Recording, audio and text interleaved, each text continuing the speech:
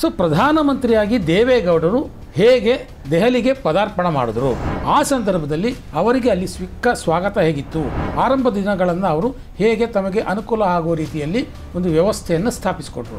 ಮನಮೋಹನ್ ಸಿಂಗ್ ಒಬ್ಬರೇ accidental prime minister ಅಲ್ಲ, ನಮ್ಮ ದೇವೇಗೌಡರು ಆಕ್ಸಿಡೆಂಟಲ್ ಪ್ರೈಮ್ ಮಿನಿಸ್ಟರ್. ಅವರಿಗೆ ರಾಷ್ಟ್ರ ಮಟ್ಟದ ಅನುಭವ ಇಲ್ಲ.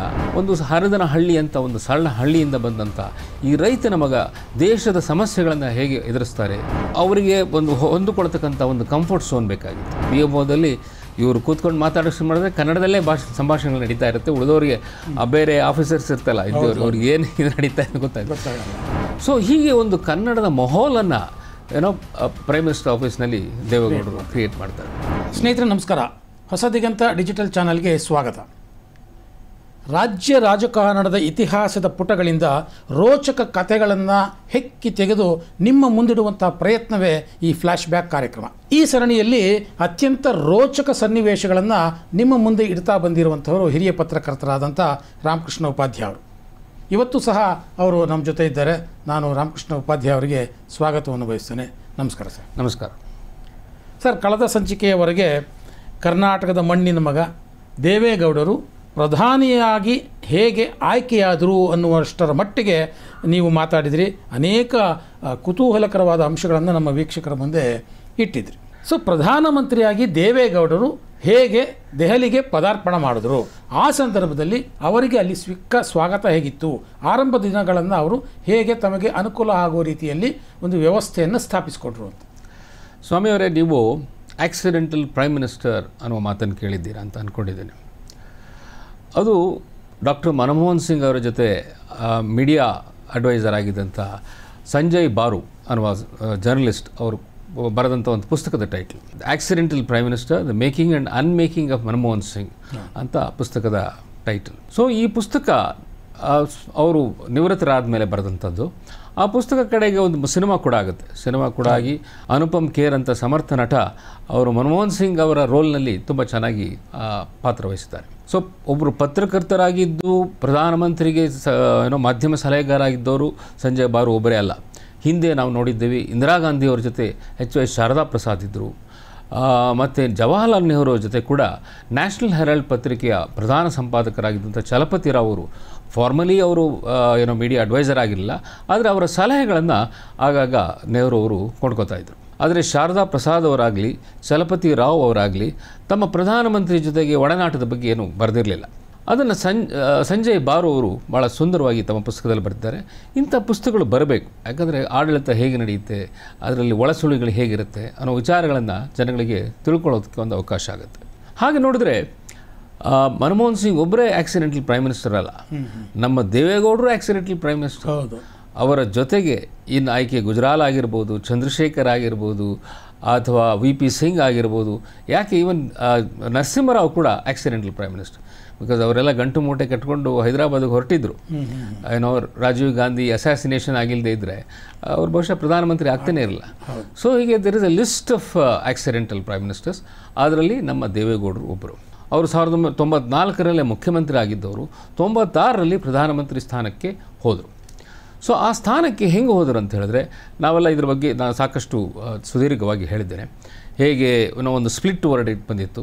ಹಾಗಾಗಿ ಜನತಾ ದಳದ 46 ಜನ MP ಗಳ ಪರವಾಗಿ ಒಬ್ಬರನ್ನ ಆಯ್ಕೆ ಮಾಡಬೇಕಾಗಿತ್ತು. ಹಾಗೆ ಜ್ಯೋತಿ ಬಸು, ಲಾಲೂ ಪ್ರಸಾದ್, ಮುಲಾಯಂ ಸಿಂಗ್ ಯಾದವ್ ಇವರೆಲ್ಲ ದೇವೇಗೌಡರಿಗೆ ಒತ್ತಾಯ ಮಾಡಿ ಪ್ರಧಾನಿ ಮಾಡಿದ್ರು ಅಂಥೇಳಿ. ಸೊ ಪ್ರಧಾನಮಂತ್ರಿ ಸ್ಥಾನಕ್ಕೆ ಹೋದಂಥ ದೇವೇಗೌಡರು ಅವರಿಗೆ ರಾಷ್ಟ್ರಮಟ್ಟದ ಅನುಭವ ಇಲ್ಲ. ಮತ್ತು ಒಂದು ಹರಿದನ ಹಳ್ಳಿ ಅಂತ ಒಂದು ಸಣ್ಣ ಹಳ್ಳಿಯಿಂದ ಬಂದಂಥ ಈ ರೈತನ ಮಗ ದೇಶದ ಸಮಸ್ಯೆಗಳನ್ನು ಹೇಗೆ ಎದುರಿಸ್ತಾರೆ ಅನ್ನುವ ಕುತೂಹಲಗಳೆಲ್ಲ ಭಾಳ ಇತ್ತು. ಮತ್ತು ಭಾಷೆ ಹಿಂದಿ ಗೊತ್ತಿಲ್ಲ, ಇಂಗ್ಲೀಷ್ ಗೊತ್ತಿಲ್ಲ. ಇಂಗ್ಲೀಷ್ ಆದರೂ ತುಂಬ ಗೊತ್ತಿತ್ತು ಸುಮಾರಾಗಿ, ಹಿಂದಿ ಗೊತ್ತಿರಲಿಲ್ಲ. ನಾರ್ತ್ ಇಂಡಿಯಾದಲ್ಲಿ ನೀವು ಹಿಂದಿ ಗೊತ್ತಿಲ್ಲದೆ ರಾಜಕೀಯ ಮಾಡೋದು ಭಾಳ ಕಷ್ಟ ಇದೆ. ಸೊ ಹಾಗಾಗಿ ಅವ್ರಿಗೂ ಒಂದಷ್ಟು ಅಳಕಿತ್ತು. ಅದನ್ನು ಅವರು ಜ್ಯೋತಿ ಬಸು ಅವ್ರ ಮುಂದೆನೂ ಹೇಳ್ಕೊಂಡಿದ್ರು, ನನಗೆ ಈ ರೀತಿ ಹ್ಯಾಂಡಿಕ್ಯಾಪ್ಸ್ ಇದೆ ಅಂತೇಳಿ. ಇಲ್ಲ, ನೀವು ಚೆನ್ನಾಗಿ ನಡೆಸ್ತೀರಿ, ಯೋಚನೆ ಮಾಡಬೇಡಿ ಅಂಥೇಳಿ ಅವರಿಗೆ ಧೈರ್ಯ ತುಂಬಿದ್ರು. ಸೊ ಹೀಗೆ ಪ್ರಧಾನಮಂತ್ರಿ ಸ್ಥಾನವನ್ನು ಅಲಂಕರಿಸಿದಂಥ ದೇವೇಗೌಡರು ಅವರ ರಾಜಕೀಯ ಒಂದು ಬಂಡವಾಳ ಏನಿತ್ತು, ಅವರು ಕಳೆದ 30 ವರ್ಷಗಳಲ್ಲಿ ರಾಜಕೀಯದಲ್ಲಿದ್ದು ಏನೆಲ್ಲ ಪಟ್ಟುಗಳನ್ನು ಕಲ್ತಿದ್ರು ಅದನ್ನೆಲ್ಲ ಪ್ರಧಾನಮಂತ್ರಿ ಆದಮೇಲೆ ಉಪಯೋಗಿಸ್ಕೊಳ್ಳಿಕ್ಕೆ ಪ್ರಯತ್ನ ಪಟ್ಟರು. ಅವರಿಗೆ ಒಂದು ನ್ಯಾಷನಲ್ ಪರ್ಸೆಪ್ಷನ್ ಇತ್ತು. ಅವರು ಕರ್ನಾಟಕದಿಂದ ಬಂದಂಥ ಒಂದು ಏನೋ ಚೀಫ್ ಮಿನಿಸ್ಟರ್ ಮೆಟೀರಿಯಲ್ ಆದರೂ ಕೂಡ ಅವರಿಗೆ ನ್ಯಾಷನಲ್ ಲೆವೆಲ್ನಲ್ಲಿ ಏನು ನಡೀತಾ ಇದೆ, ಏನೇನು ಆಗಬೇಕು ಅನ್ನುವ ಒಂದು ವಿಷನ್ ಇತ್ತು. ಹಾಗಾಗಿ ಪ್ರಧಾನಮಂತ್ರಿ ಆದ ಕೂಡಲೇ ಅವರು ಯೋಚನೆ ಮಾಡಿದ್ದು, ನನಗೆ ಎಷ್ಟು ತಿಂಗಳು ಇಲ್ಲಿ ಇರ್ತೀನೋ ಗೊತ್ತಿಲ್ಲ, ಯಾಕಂದರೆ ಕಾಂಗ್ರೆಸ್ನ ಮರ್ಜಿಯಲ್ಲಿ ಇರ್ತಕ್ಕಂಥದ್ದು, ಅವರು ಯಾವತ್ತು ಬೇಕಾದರೂ ನಮ್ಮ ಕಾಲು ಎಳಿಬೋದು ಅಂಥೇಳಿ ಅವರು ಯೋಚನೆ ಮಾಡಿದ್ದೇನೆಂದರೆ ಒಂದೆರಡಾದರೂ ಒಳ್ಳೆಯ ಕೆಲಸಗಳನ್ನು ಜನಮನದಲ್ಲಿ ನಿಲ್ಲುವಂತಹ ಜನಪರವಾದಂಥ ಕೆಲಸಗಳನ್ನು ಮಾಡಿ ಹೋಗಬೇಕು ಅಂತ ಯೋಚನೆ ಮಾಡಲಿಕ್ಕೆ ಶುರು ಮಾಡಿದರು. ಸೊ ಇವರು ದೆಹಲಿಗೆ ಪ್ರಧಾನಮಂತ್ರಿಯಾಗಿ ಹೋದ ನಂತರ ಅವರಿಗೆ ಹೊಂದಿಕೊಳ್ತಕ್ಕಂಥ ಒಂದು ಕಂಫರ್ಟ್ ಝೋನ್ ಬೇಕಾಗಿತ್ತು. ಹಾಗಾಗಿ ಅವರು ಹುಡುಕಿದಂಥ ಒಂದು ಹಿರಿಯ ಅಧಿಕಾರಿಗಳ ತಂಡ ಅಂತ ಹೇಳಿದ್ರೆ ಸತೀಶ್ ಚಂದ್ರ ಅಂತ ಹೇಳಿ ಕರ್ನಾಟಕದಲ್ಲಿ ಚೀಫ್ ಸೆಕ್ರೆಟರಿ ಆಗಿದ್ದಂಥ, ಇವರ ಜನತಾದಳದ ಪ್ರಥಮ ಸರ್ಕಾರ ಇದ್ದಾಗಲೇ ಚೀಫ್ ಸೆಕ್ರೆಟರಿ ಆಗಿದ್ದಂಥವ್ರು. ಅಫ್ಕೋರ್ಸ್ ಅವರು ರಿಟೈರ್ ಆಗಿ ಒಂದು 10 ವರ್ಷ ಆಗಿತ್ತು. ಅವರನ್ನು ಅಪ್ರೋಚ್ ಮಾಡ್ತಾರೆ, ನನ್ನ ಪ್ರಿನ್ಸಿಪಲ್ ಸೆಕ್ರೆಟರಿ ಆಗಿ ಡೆಲ್ಲಿಗೆ ಬನ್ನಿ ಅಂತ ಹೇಳಿ. ಅವ್ರು is a very nice bureaucrat.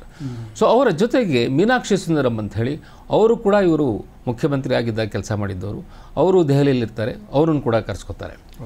ಮೂರನೇದಾಗಿ ಮಹೇಂದ್ರ ಜೈನ್ ಅಂತ ಹೇಳ್ಬಿಟ್ಟು ಇನ್ನೊಬ್ಬ IAS ಆಫೀಸರು, ಅವರು ಹಾಸನದಲ್ಲಿ DC ಆಗಿರ್ತಾರೆ. ಸೊ ದೇವೇಗೌಡರಿಗೆ ಭಾಳ ಹತ್ತಿರ ಆಗಿದ್ದವರು. ಸೊ ಇವ್ರನ್ನೆಲ್ಲ ದೆಹಲಿಗೆ ಕರ್ಕೊಂಡು ಹೋಗ್ತಾರೆ. ಜೊತೆಗೆ ದೇವೇಗೌಡರ ಜೊತೆಗೆ ಸುಮಾರು ದಶಕಗಳಿಂದ ಇದ್ದಂಥ ತಿಪ್ಪೇಸ್ವಾಮಿ ಅನ್ನೋರು ಕೂಡ ಅವರನ್ನು ಕೂಡ ಅಡಿಷನಲ್ PS ಆಗಿ ಕರ್ಕೊಂಡು ಹೋಗ್ತಾರೆ. ಹೀಗೆ ಒಂದು ಕನ್ನಡದ ವಾತಾವರಣವನ್ನು ದೇವೇಗೌಡರು ಕ್ರಿಯೇಟ್ ಮಾಡ್ಕೋತಾರೆ. ಇನ್ಫ್ಯಾಕ್ಟ್ ಅವಾಗೆಲ್ಲ ಹೇಳ್ತಾ ಇದ್ರು, PMOದಲ್ಲಿ ಇವರು ಕೂತ್ಕೊಂಡು ಮಾತಾಡೋಷ್ಟು ಮಾಡಿದ್ರೆ ಕನ್ನಡದಲ್ಲೇ ಸಂಭಾಷಣೆಗಳು ನಡೀತಾ ಇರುತ್ತೆ, ಉಳಿದವರಿಗೆ ಬೇರೆ ಆಫೀಸರ್ಸ್ ಇರ್ತಲ್ಲ ಇದ್ದವ್ರು ಅವ್ರಿಗೆ ಏನು ಇದು ನಡೀತಾ ಇದೆ ಗೊತ್ತಾಗಲ್ಲ. ಈ ಒಂದು ಇನ್ನೊಂದು ವರ್ತದಲ್ಲಿದ್ದು ನಮ್ಮ ಕನ್ನಡದ ಪತ್ರಕರ್ತರು, ಹಿರಿಯ ಪತ್ರಕರ್ತ ಸಚ್ಚಿದಾನಂದ ಮೂರ್ತಿ ಆಗಲಿ, ಸೂರ್ಯಪ್ರಕಾಶ್ ಆಗಲಿ, ಗಿರೀಶ್ ನಿಕ್ಕಂ, ಇವರೆಲ್ಲ ಬೆಂಗಳೂರಿನಲ್ಲಿ ಸಾಕಷ್ಟು ವರ್ಷ ಕೆಲಸ ಮಾಡಿ ದೆಹಲಿಯಲ್ಲೂ ಕೂಡ ಪಳಗಿದ್ದವರು. ಸೊ ಇವರು ಎಲ್ಲ ದೇವೇಗೌಡರ ಹತ್ತಿರ ಆಗ್ತಾರೆ. ಸೊ ಆಗಾಗ್ಗೆ ದೇವೇಗೌಡರ ಬಾಗಿಲು ಯಾವಾಗಲೂ ತೆಗೆದಿರುತ್ತೆ. ಸೊ ಇವರು ಅಲ್ಲಿ ಹೋಗಿ ಅವ್ರ ಜೊತೆಗೆ ಏನೋ ಸಂಭಾಷಣೆ ನಡೆಸ್ತಕ್ಕಂಥದ್ದು, ಚರ್ಚೆ ಮಾಡ್ತಕ್ಕಂಥದ್ದು ಇದೆಲ್ಲ ನಡೀತಾ ಇರುತ್ತೆ. ಸೊ ಹೀಗೆ ಒಂದು ಕನ್ನಡದ ಮಾಹೋಲನ್ನು ಪ್ರೈಮ್ ಮಿನಿಸ್ಟರ್ ಆಫೀಸ್ನಲ್ಲಿ ದೇವೇಗೌಡರು ಕ್ರಿಯೇಟ್ ಮಾಡ್ತಾರೆ. ಆವಾಗ ದೆಹಲಿಯ ಇದೇ ಫಸ್ಟ್ ಟೈಮು ಒಬ್ಬ ನಾನ್ ಹಿಂದಿ ಪ್ರಧಾನಮಂತ್ರಿ ಬಂದಿರತಕ್ಕಂಥ. ಸುಮಾರು 50 ವರ್ಷದ ಇತಿಹಾಸದಲ್ಲಿ ಆ ರೀತಿ ಒಂದು ಆಗಿರಲ್ಲ. ನರಸಿಂಹರಾವರಾಗಿದ್ದರು, ನರಸಿಂಹರಾವ್ ಚೆನ್ನಾಗಿ ಸೌತ್ ಇಂಡಿಯಾದವರಾಗಿದ್ದರು, ಅವ್ರಿಗೆ ಹಿಂದಿ ಚೆನ್ನಾಗಿ ಹೋಗಿತ್ತು, ಬೇರೆ ಬೇರೆ ಭಾಷೆಗಳೆಲ್ಲ ಗೊತ್ತಿತ್ತು. ಸೊ ಅಪ್ಪಟ ಕನ್ನಡಿಗ ಹೋಗಿದ್ದು ಅದೇ ಮೊದಲ ಬಾರಿಗೆ. ಸೊ ಅವರಿಗೆಲ್ಲ ಹಿಂದಿ ಜರ್ನಲಿಸ್ಟ್ಗೆ ಲ್ಯೂಟನ್ ಡೆಲ್ಲಿ ಜರ್ನಲಿಸ್ಟ್ ಅಂತ ಕರೀತಾರೆ. ಅವ್ರಿಗೆಲ್ಲ ಒಂದು ಸ್ವಲ್ಪ ಇರಿಟೇಟ್ ಆಗ್ತಾಯಿತ್ತು, ಇದೇನಿದು ಇವ್ರದೇ ಒಂದು ದರ್ಬಾರ್ ನಡೀತಾ ಇರುತ್ತೆ ಅಂತ. ಆದರೆ ಬೇರೆ ವಿಧಿ ಇಲ್ಲ, ದೇವೇಗೌಡರನ್ನ ಪ್ರಧಾನಮಂತ್ರಿ ಮಾಡೋದ್ಮೇಲೆ ಸೇರಿಸ್ಕೊಳ್ಬೇಕು. ಅವರು ನಮ್ಮ ಕನ್ನಡದ ಪತ್ರಕರ್ತರನ್ನು ಆವಾಗ ಕೇಳೋದಂತೆ, ಯಾಪ್ಕ ಗೋಡ ಆಜ್ ಕ್ಯಾ ಕರ್ ರಹೆ, ಓ ಕ್ಯಾ ಕರ್ ರಹೆ, ಓ ಈ ರೀತಿ. ಸೊ ಇವ್ರ ಹತ್ರ ವಿಚಾರಿಸ್ಕೊಳ್ತಾ ಇದ್ರಂತೆ, ಏನಾಗುತ್ತೆ, ಇನ್ನೇನು ಇನಿಷಿಯೇಟಿವ್ ತೊಗೊಳ್ತಾ ಇದ್ದಾರೆ. ಯಾಕಂದರೆ ಇವರು ಹತ್ತಿರದಲ್ಲಿದ್ದರಿಂದ ಪ್ರಧಾನಮಂತ್ರಿಯವ್ರನ್ನ ಸಾಕಷ್ಟು ಮಾತಾಡ್ತಾ ಇದ್ದಿದ್ದರಿಂದ ಅವರಿಂದ ಇನ್ಫಾರ್ಮೇಷನ್ ಕಲೆಕ್ಟ್ ಮಾಡುವಂಥ ಒಂದು ಪ್ರಯತ್ನ ಮಾಡ್ತಾಯಿದ್ರು. ಸೊ ಹೀಗೆ ಪ್ರಧಾನಮಂತ್ರಿ ಆದ ಹೊಸತರಲ್ಲೇ ದೇವೇಗೌಡರು ಯೋಚನೆ ಮಾಡಿದ್ದು, ನನಗೆ ಕಾಂಗ್ರೆಸ್ ಪಕ್ಷ ಎಷ್ಟು ದಿನ ಅಧಿಕಾರದಲ್ಲಿ ಇರೋಕ್ಕೆ ಬಿಡುತ್ತೋ ಗೊತ್ತಿಲ್ಲ, ಯಾಕಂದರೆ ಅವರ ಮರ್ಜಿಯಲ್ಲಿದ್ದೇನೆ. ಈಗ ನಮ್ಮದು ಬರೀ 46 MPಗಳಿರ್ತಕ್ಕಂಥ ಒಂದು ಸರ್ಕಾರ, ಅದಕ್ಕೆ ಎಲ್ಲ ಕೊಯಿಲೇಷನ್ನು, ಜೊತೆಗೆ ಕಾಂಗ್ರೆಸ್ದ ಔಟ್ಸೈಡ್ ಸಪೋರ್ಟ್ ಇದೆ. ಹಾಗಾಗಿ ಒಂದಷ್ಟು ಒಳ್ಳೆಯ ಕೆಲಸಗಳನ್ನು, ಜನಪರವಾದಂಥ ಕೆಲಸಗಳನ್ನು ಮಾಡಿ ಹೋಗಬೇಕು ಅನ್ನೋ ಒಂದು ನಿರ್ಧಾರಕ್ಕೆ ಬರ್ತಾರೆ. ಪ್ರಧಾನಿಯಾದ ನಂತರದಲ್ಲಿ ಮೊದಲಿಗೆ ಆಗಬೇಕಾದದ್ದು ಸಚಿವ ಸಂಪುಟ ರಚನೆ ಒಂದು ಆಗಬೇಕು. ಅದನ್ನು ಹೇಗೆ ಅವರು ನಿಭಾಯಿಸಿ ನೋಡಿ, ಕರ್ನಾಟಕದಲ್ಲಿ ಕೆಲಸ ಮಾಡಿದವ್ರನ್ನು ಕೆಲವು ಸೆಲೆಕ್ಟ್ ಮಾಡಬೇಕು ಅಂತ ಇರುತ್ತೆ. ದೇವೇಗೌಡರು ಯೋಚನೆ ಮಾಡ್ತಕ್ಕಂಥದ್ದು, ನಾನು ಏನಾದ್ರು ಒಂದು ಲಾಸ್ಟಿಂಗ್ ಇಂಪ್ಯಾಕ್ಟ್ ಮಾಡ್ತಕ್ಕಂಥ ಕೆಲವು ಡಿಸಿಷನ್ನ ತೊಗೊಳ್ಬೇಕು ಅಂತ ಹೇಳಿ. ದೆಹಲಿಯ ಸಂದರ್ಭದಲ್ಲಿ ದೇಶದ ಒಂದು ಮೂಲೆಯಿಂದ ಬಂದವರಾದರೂ ಕೂಡ ಅವರಿಗೆ ಒಂದು ನ್ಯಾಷನಲ್ ಪರ್ಸ್ಪೆಕ್ಟಿವ್ ಇರುತ್ತೆ. ಅವರು ಪ್ರಧಾನಮಂತ್ರಿ ಆದಾಗ ಅಷ್ಟೊತ್ತಿಗಾಗಲೇ ಕಾಶ್ಮೀರ ಉರಿತಾ ಇರುತ್ತೆ. ಸೊ ಆ ನಂತರ ಕೇಂದ್ರ ಸರ್ಕಾರ ಆ ಕಡೆ ಕಣ್ಣು ಕೂಡ ಹಾಕಿರಲ್ಲ. Sir, it is not possible ನಾವು, ಈಗ ಬೇಡ ಅಂತ ಹೇಳಿ. ಆದರೆ ದೇವೇಗೌಡರು ಬಿಡೋದಿಲ್ಲ ಅಲ್ಲಿಗೆ.